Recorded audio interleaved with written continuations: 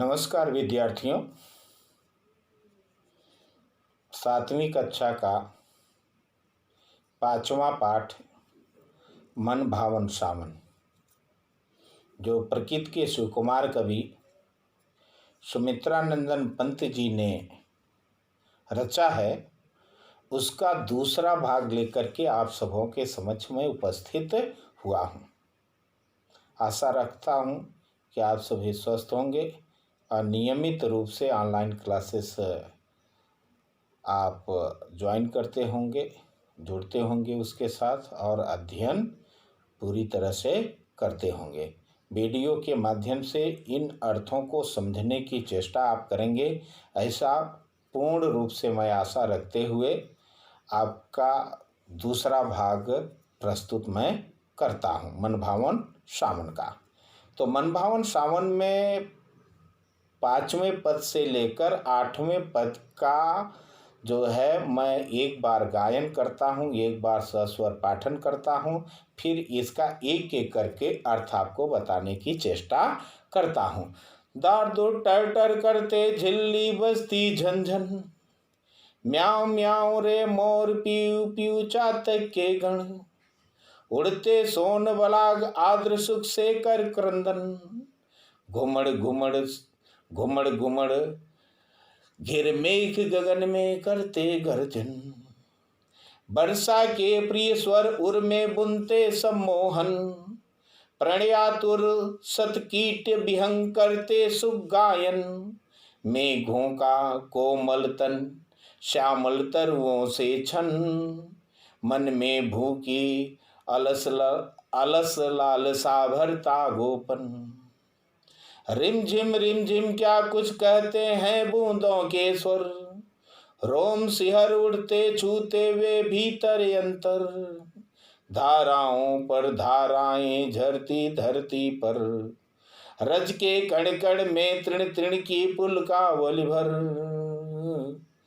पकड़वारी का धार झूलता है मेरा मन, आओ रे सब मुझे घेर कर गाओ सावन, इंद्रधनुष के झूले में झूले मिल सब जन, फिर आए जीवन में मन भावन सावन, फिर आए जीवन में मन भावन सावन, आओ पकड़वार की धार झूलता है मेरा मन। तो आइए चलते हैं पहले पद से इनके अर्थों को स्पष्ट करते हुए आपको हम बताना चाहते हैं। दादुर का अर्थ होता है मेढक। बरसात के समय में टर टर की आवाज़ें करते हुए आपको सुनाई पड़ते होंगे। झिल्ली का अर्थ होता है झिंगुर।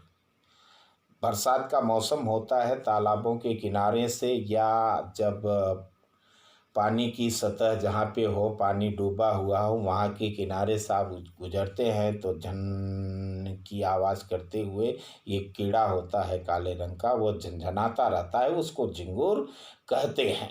वे हमेशा झनझन की आवाज़ें करता रहता है। और मोर तो आप जानते हैं बरसात के मौसम में अपने पंखों को पूरी तरह से फैलाकर मस्ती के साथ नाचता हुआ दिखाई देता है। चातक एक प्रकार का पंछी है जो सावन के महीने में जो है पीऊ पीऊ की रट लगाता हुआ सुनाई पड़ता है। सोन बलाक अर्थात सुंदर, बलाक माने बगुला, बलाक का अर्थ होता है बगुला, बगुला आर्द्र का अर्थ होता है भीगा हुआ या गीला हुआ। सुख क्रंदन का अर्थ होता है रोना, घुमड़ घुमड़ माने घूम घूम करके, गगन माने आकाश में। ये सारे हमने अर्थ अभी आपको बताए। अब इसके भावों को हम बताना चाहते हैं। दादुर जो है, मेढक जो है, वह टर टर की आवाज़ें कर रहा है बरसात के मौसम में। झिल्ली जो है झंझनाहट की आवाज़ से पूरा वातावरण को अपनी झंझनाहट से भर रहा है। म्याऊं म्याऊं का आवाज़ करता हुआ मोर मस्ती के साथ नाचता हुआ दिखाई दे रहा है। चातक पंछी पीऊ पीऊ की रट लगाता हुआ सावन के महीने में सुनाई पड़ रहा है और बरसात की बूंदों से पूरी तरह से भीग करके जो है सुंदर बगुला जो सफेद रंग का होता है, मछलियों को पकड़ने के लिए तालाब की सतह पर खड़ा रहता है, वह जो है क्रंदन करता हुआ, रोता हुआ नहीं, यहाँ क्रंदन का अर्थ रोना होता है, लेकिन यहाँ क्रंदन का अर्थ है गाता हुआ, कुछ कहता हुआ सुनाई पड़ रहा है। सुख से वह क्रंदन कर रहा है, सुख से जो है अपनी आवाजें निकालते हुए सुनाई पड़ रहा है। कौन? भीगा हुआ बगुला जो है सुख से क्रंदन करता हुआ, सुख से विह्वल होकर मस्ती के साथ अपनी आवाजों को निकालते हुए सुनाई पड़ रहा है। घूम घूम कर, घुमड़ घुमड़ कर फिर मेघ गगन में जो है गर्जन तर्जन करते हुए सुनाई पड़ रहे हैं। बरसात के मौसम में, सावन के मौसम में, मनभावन सावन के मौसम में घूम घूम करके आकाश में जो है बादल जो है गर्जना करते हुए सुनाई पड़ रहे हैं। इसका अर्थ एक बार अगर हम आपको सुनाएं, इसके भावों को समझाने की चेष्टा करें तो वह इस तरह से है। सुनिए, मेढक टर्टर झिंगुर झनझन मोर म्यों म्यों पपीहे प्यू प्यू की आवाजें कर अपनी प्रसन्नता प्रकट कर रहे हैं। बादल भी आसमान में घूम घूम कर गरज रहा है। इस प्रकार सारा वातावरण सुखद अनुभव कर रहा है। मनुष्य के साथ साथ जीव जंतुओं में भी उमंगे हिलोरे लेती हुई दिखाई पड़ रही हैं। अगला जो है, अगला अर्थात छठा जो पद है उसको हम फिर से पढ़ते हैं और फिर उसका अर्थ बताने की कोशिश करते हैं। वर्षा के प्रिय स्वर उर में बुनते सम्मोहन, प्रणयातुर सत कीट विहंग करते सुख गायन। मेघों का कोमल तन श्यामल तरुओं से छन, मन में भूखी अलस लालसा भरता गोपन। यहाँ वर्षा का प्रिय स्वर, वर्षा का सुंदर जो स्वर है, प्रिय स्वर है, सबको अच्छा लगने वाला टप टप झर झर हर हर की आवाज़ें जो बरसात के मौसम में होती हैं, वे मौसम में होने वाले स्वर जो है, बरसात के मौसम में सुनाई देने वाले जो स्वर हैं, वह सबके हृदय में सबके हृदय को सम्मोहित कर रही हैं, सबके हृदय को आकर्षित करने का काम कर रही हैं। प्रणयातुर, अपने प्राणों को दे करके भी अपने प्रेम को, अपनी वस्तुओं को प्राप्त करने वाले सैकड़ों कीड़े मकोड़े और सैकड़ों बिहग पशु पक्षी जो है सुख का गायन करते हुए पूरे वातावरण में दिखाई पड़ रहे हैं। मेघों का कोमल तन जो है, मेघों का जो कोमल तन है, मुलायम शरीर है, वो पिघल पिघल करके हरे भरे पेड़ों की पत्तियों पर जो है बरसात करता हुआ दिखाई पड़ रहा है। उससे छन छन करके बूंदें पृथ्वी पर झिलमिलाती हुई पड़ती हुई दिखाई पड़ रही हैं। मन में भूखी अलस लालसा भरता गोपन, ये अंधकार जो है, पूरा वातावरण जो सौहार्द वातावरण जो पूरी तरह से जो है सावन के मौसम में सुहाना हो चुका है, वह मन में जो है सुंदरता की लालसा भरता हुआ, सुंदरता की आभा भरता हुआ दिखाई पड़ रहा है। इसका हम अगर व्याख्या करें तो इस तरह से, व्याख्या तो हमने कर दिया, इसका अगर भावार्थ बताएं तो वह इस तरह से है। वर्षा के मधुर स्वर पर मोहित हुए मनुष्य, जीव जंतुओं सहित कीट पतंग भी सुखद अनुभूति कर रहे हैं। संपूर्ण पृथ्वी पर वर्षा के कारण एक स्फूर्ति का संचार हो गया है। सभी प्रसन्न चित्त दिखाई दे रहे हैं, सभी मस्ती में गाते हुए दिखाई पड़ रहे हैं। ये इसके भाव होते हैं। फिर हम अगले पाठ की तरफ अगले पद की तरफ चलते हैं, जो 7वां पद है। 7वें पद का अर्थ हम आपको पहले पढ़ेंगे, फिर उसके अर्थ को बताने की चेष्टा करेंगे। रिम झिम क्या कुछ कहते बूंदों के स्वर, रोम सिहर उड़ते छूते वे भीतर अंतर। धाराओं पर धाराएं झरती धरती पर, रज के कण कण में तृण की पुलकावल भर। रिम झिम क्या कुछ कहते बूंदों के स्वर। क्या कह रहा है कवि? जो प्रकृति के सुकुमार कवि माने जाते हैं सुमित्रा नंदन पंत जी। इस पद के माध्यम से कहते हैं रिम झिम करके जो है बरसात की बूंदे, बरसात की बूंदों के स्वर रिम झिम करके जो है उनका स्वर सुनाई पड़ रहा है। अर्थात रिम झिम करके जो बरसात सावन में हो रहा है, उनके स्वर जो है बरसात की बूंदों के स्वर रिमझिम की आवाज करता हुआ सुनाई पड़ रहा है, जिसके कारण हमारे रोए जो होते हैं, शरीर में बाल होता है वो रोए कहलाते हैं, वो रोम कहे जाते हैं, उनका शुद्ध रूप है।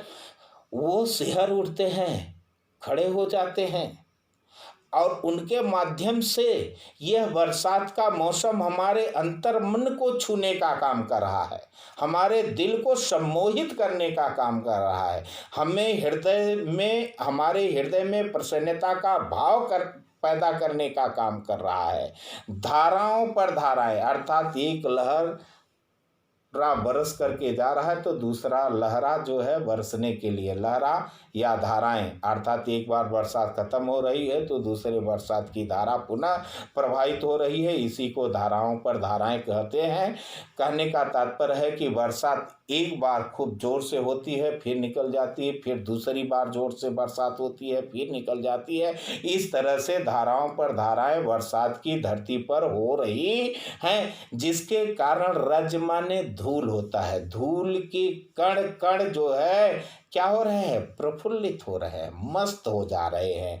और उन धूल के कणों पर उगने वाले जो तिनके हैं, घास फूस के तिनके हैं, तृण उनको कहा जाता है, घास फूस के छोटे से टुकड़े को तिनका कहा जाता है या तृण कहा जाता है।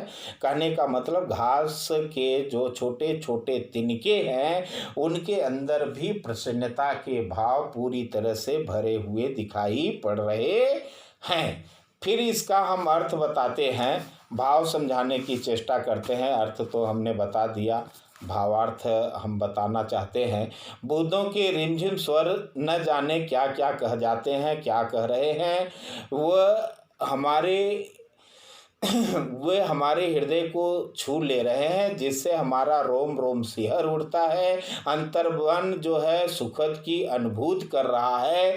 पृथ्वी पर वर्षा की धाराएं बह करके पृथ्वी के कण कण को पुलकित प्रसन्न चित्त कर रही हैं, पृथ्वी के कण कण में स्फूर्ति पैदा करने का काम कर रही हैं, संचार पैदा करने का काम कर रही हैं। ये इसके भाव होते हैं। अंतिम पद जो 8वां है उसको हम पढ़ेंगे और फिर उसका अर्थ समझाने की चेष्टा करेंगे। पकड़वार की धार झूलता है मेरा मन, आओ रे सब मुझे घेर कर गाओ सावन, इंद्रधनुष के झूले में झूले मिल सब जन, फिर आए जीवन में मन भावन सावन, फिर आए जीवन में मन भावन सावन। प्रसन्न चित्त होकर के कवि जो प्रकृति के सुकुमार कवि हैं सुमित्रा नंदन पंत जी, मन भावन सावन अर्थात मन को भाने वाले सावन की बरसातों को जो है व्याख्यायित करते हुए उसका रूपरेखा खींचते हुए यह कहना चाहते हैं, पकड़वार की धार झूलता है मेरा मन। मेरा जो मन है इस बरसात की धाराओं को पकड़ करके झूलने का मन करता है, अर्थात इस बरसात की धाराओं के साथ जैसे फुहारों की लहरें जो है पड़ती हुई आगे बढ़ती जाती हैं, उसी तरह से मेरा मन प्रफुल्लित होते हुए इन धाराओं के साथ बहने का कर रहा है।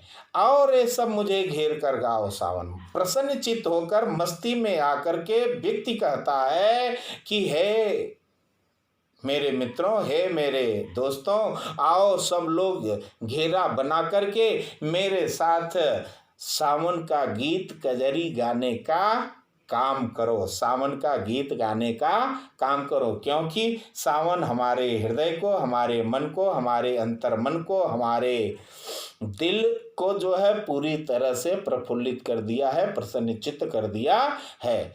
जो आकाश में इंद्रधनुष दिखाई दे रहा है, उस इंद्रधनुष में हम सभी मिलजुल करके, सभी जन मिल करके झूला झूलने का काम करें। इस तरह से जो है हमारा मन अब कहता है फिर हमारे जीवन में यह मन भावन सावन आता रहे, यही हम ईश्वर से प्रार्थना करते हैं। यही हमारे मन में भावना उत्पादित हो रहा है, भावना पैदा हो रहा है कि मेरे जीवन में फिर सावन आता रहे, फिर इसी तरह से बरसात होती रहे, फिर से हम इसी तरह से खुश होते रहे, प्रसन्नचित्त होकर के सावन का गीत गाते रहें, ऐसी मेरी धारणा है। तो चलिए प्रश्नोत्तर आपको हम बताते चलते हैं, इनके भावों को भी स्पष्ट करते चलते हैं। कौन कौन से भाव हैं ये हम आपको बता देते हैं। कुछ बताइए का जो है प्रश्न है पहला, तरुओं से छनकर के बूंदें कैसे गिरती हैं। तरुओं से छनकर बूंदें ऐसे गिरती हैं मानो बादल का कोमल तन छनकर के धरती पर आ रहा हो। बादलों को पागल क्यों कहा गया है। बादल कभी हल्की बौछारों के रूप में, कभी फुहार के रूप में और कभी कभी धाराओं के रूप में बरस रहे हैं। वे एक समान नहीं बरस रहे हैं, इसीलिए उन्हें पागल कहा गया है या पागल मन को कहा गया है ऐसी बरसातों को देखने के बाद। ताड़ वृक्षों के दल कैसे हैं। ताड़ वृक्षों के दल पंखों के समान लग रहे हैं। उनके चौड़े पत्ते हथेलियों के समान हैं और पत्तियों के नुकीले किनारे जो है वह उंगलियों के समान दिखाई पड़ रहे हैं। कविता का स्वर गायन हमने आपके सामने प्रस्तुत किया है। ऐसा गीत गाने की कोशिश आप लोग भी करना। फिर कुछ शब्दों में इन ये फ्यू वर्ड्स के प्रश्न है। नीम को क्या करता बताया गया है। नीम को झूम झूम करके सिर हिला हिला करके अपनी खुशी व्यक्त करते हुए बताया गया है। मंगल गान कौन गा रहे हैं। पंछियों के समूह मंगल गान गाते हुए सुनाई पड़ रहे हैं। किस झूले में झूलने को कहा गया है। कवि ने इंद्रधनुष के झूले में झूलने को कहा है। आइए काव्यांश का है पहला प्रश्न, कवि का मन किस प्रकार झूलता है। कवि का मन पानी की धार को पकड़कर झूलता हुआ दिखाई पड़ रहा है। कवि किसके साथ मिलकर क्या करना चाहता है। कवि सबके साथ मिलकर इंद्रधनुष के झूले में झूलना चाहता है। काव्यांश को इन पंक्तियों में क्या कामना की गई है। कवि कामना करता है कि सब उसे घेरकर सावन का गीत गाएं, सावन की खुशियां सब मिलकर के बांटें, सबको मिले, ऐसी वह कामना करता है। अधिकतम शब्दों में सावन के समय सारा वातावरण कैसा हो जाता है। सावन के समय सारा वातावरण जलमय हो जाता है। बिजली आकाश में चमकती है, तेज वर्षा होती है, सभी पक्षी जो है खुश हो जाते हैं। पृथ्वी के कण कण में स्फूर्ति का संचार हो जाता है, सभी प्रसन्नचित्त दिखाई देने लगते हैं। कवि के रोम क्यों सिहर उठते हैं। वर्षा की रिमझिम की आवाज़ आने पर ऐसा लगता है कि बूंदें कुछ कह रही हैं। बूंदों के स्वरों से रोम रोम सिहर उठता है। वे स्वर कवि के अंतर मन को छूते हैं और वह सभी को रोमांचित कर उठते हैं। सावन के दिन में ही अंधेरा कैसे घिर जाता है। घने बादलों के कारण दिन में अंधेरा सावन के महीने में छा जाता है। बादल सूरज की रोशनी को ढक लेता है, जिससे सूरज की रोशनी पृथ्वी पर नहीं पहुंच पाता और अंधेरा छा जाता है। हरियाली को हंसमुख क्यों कहा गया है। हरियाली खुशी का रंग है। हरियाली खुशियां फैलाती है। हरियाली देखकर मनुष्य पशु पक्षी सभी प्रसन्न होते हैं, इसलिए हरियाली को हंसमुख कहा गया है। तृण में पुलकावल कैसे भर उठती है। वर्षा के समय सूखी धरती हरी भरी घास निकलने लगती है। सूखी धरती में हरी भरी घास निकलने लगती है। वर्षा की बूंदों से घास के तिनके हरे भरे दिखाई देने लगते हैं। इन्हें देखकर कवि को लगता है कि धरती रोमांचित हो रही है। घास के तिनके तिनके भी रोमांचित होकर जो है प्रसन्नचित्त दिखाई दे रहे हैं। इस तरह से पाठ पूरा हुआ। सभी प्रश्नों को भी बता दिया हूँ। इनके माध्यम से आप प्रश्नों के उत्तर लिख लेंगे, ऐसी मैं आशा रखता हूँ। और अगला पाठ जब मैं लेकर के उपस्थित होऊंगा, तब तक के लिए बहुत बहुत धन्यवाद।